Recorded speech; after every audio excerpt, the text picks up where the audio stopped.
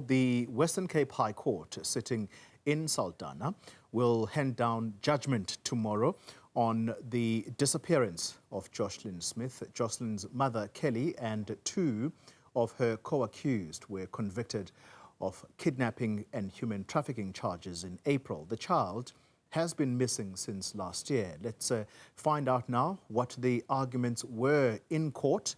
Nasiphi Same joining us now live. Nasiphi, the arguments continuing inside court for mitigation and aggravation of sentence. Yesterday we heard those arguments talking about people who have shown no remorse, really.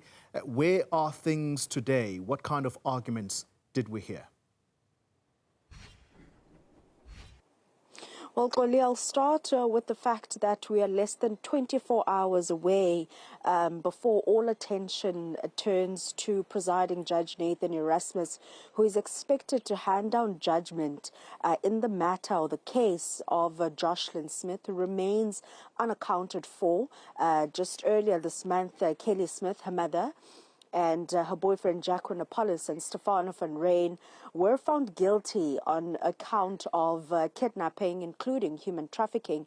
And today we can then expect the Western Cape High Court to hand down that particular sentence. But with today, the closing of arguments from both the defense and state, we heard the state once again requesting for the court to impose a prison sentence for all three accused, max or rather life sentence, and also requesting for the court or imploring the court to list them on the Child Protection Register.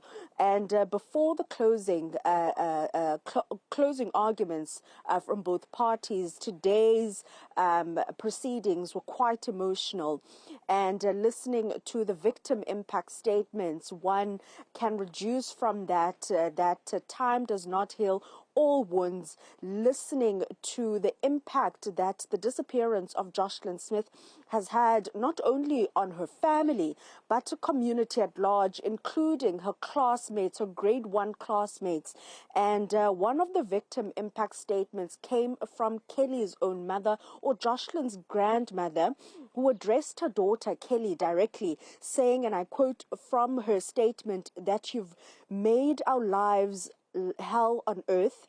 You broke us, tore us apart.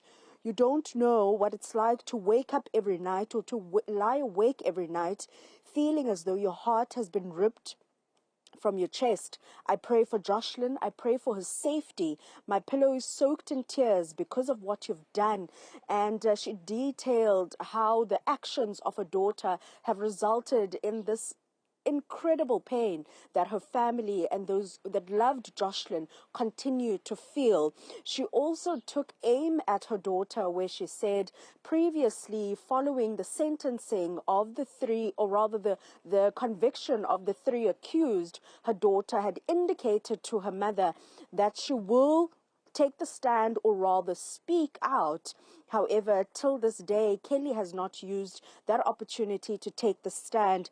Another victim impact statement was from the Andrews family, or rather Natasha Andrews. If you remember, on day 8 of the trial, she testified indicating that her family, or rather her and her husband, were keen on adopting Joshlin. However, that process fell through, or rather fell flat, when the parents of Joshlin indicated that they were not interested in the adoption process. However, she said that they missed the laughter of Joshlin, her funny laugh, including the fact that they've missed a number of milestones in Joshlin's life, one being her birthday, for starters, that since her birth, 2024 was a year that they did not celebrate Joshlin's birthday, and that she was not a part of the family, and that still has an incredible amount of pain in that family,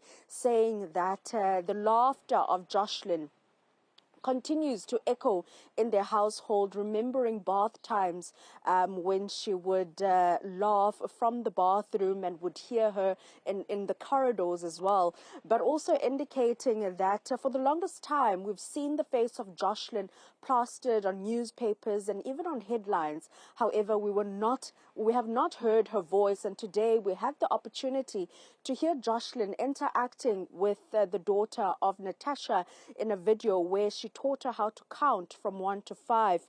And another person that the court, or rather the state, had interviewed in the victim impact statement was the teacher of Joshlin Smith, and that is Edna Mart. She was also one of the state's witnesses that testified right at the beginning of the trial, and she spoke of the impact that the disappearance of Joshlin has, or had, and continues to have on the grade 1 pupils in the Dyersville primary school, and that every day she continues to maneuver around the fear, the pain, including the questions that she's unable to answer from Joshlin's classmates, including her friends. And she says during this time, she also learned that Joshlin's favorite song was God Will Work It Out.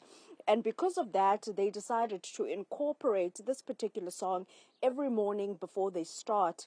We do know that tomorrow we can expect a number of people that will be flocking to Saldanha to hear Judge Nathan Erasmus hand down the sentence following over 15 months of Joshlin's disappearance, who till this day remains unaccounted for.